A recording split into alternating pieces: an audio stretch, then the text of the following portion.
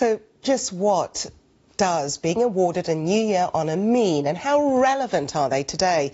Well, I'm joined by honours expert Mark Llewellyn-Slade, who's in Brighton. Mark, thank you for joining us today here on BBC News. So what does being awarded an honour mean? Well, I think it's all well and good that the celebrities receive the recognition they deserve for their great work and achievements. But I think the honour system is primarily about highlighting and rewarding the extraordinary, ordinary people, as you just mentioned. And I think it's more about Bert in Bristol and Mavis in Macclesfield than it is Darcy the Dancer or Ringo the Rocker. But there's essentially two types of people that tend to get honours. Firstly, those I describe as being selfless giving people, so community and charity orientated people and philanthropists, for example.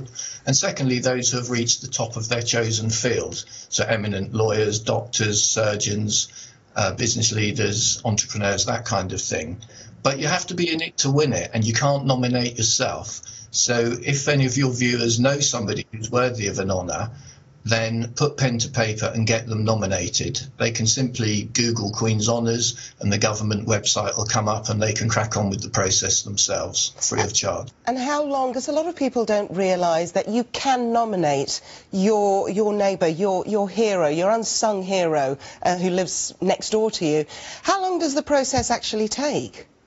Well, it's quite a long and time-consuming process to do well. We spend upwards of 100 hours on a typical nomination. And in addition, you need at least 2 letters of support, but we'd recommend between about 5 and 15, ideally. Do you think they are still relevant today? Because often this happens every year. You know, they come round and a lot of people will say there is no relevance to them in today's age. What are your thoughts on that? No, I would disagree with that. Getting an honour will motivate that person typically to go on to even greater things. And it'll also motivate other people to follow in their footsteps. And also it will raise that person's profile and the profile of the cause.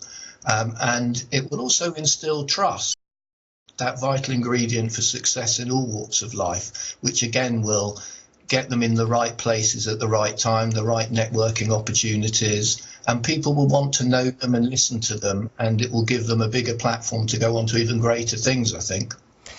Is there anyone that has never made that list who you think it's high time that they were rewarded and recognised for their achievements? Oh, good question. I'm going to be a bit controversial and say, what about Naomi Campbell? I know she's well known for her tantrums, but at the end of the day, she was a true leader in her field as a supermodel. And a lot of people don't realise just how much charity work she does behind the scenes. So I'm surprised she hasn't been recognised yet for what she's achieved in life. OK, well, here's a follow-up question. Why don't you think? Why do you think she's never made that list? Obviously, there will be people campaigning on her behalf. So why has she never been honoured? That's a good question. Maybe nobody has actually nominated her. I know she's in the public eye, and it's a bit different for somebody like Naomi compared to somebody out in a village working tirelessly within the community.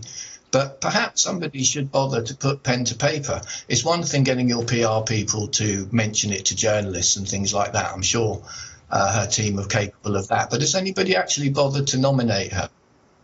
Good question. We'll put it out there. Mark Llewellyn-Slade from Brighton, thank you very much. Thank you.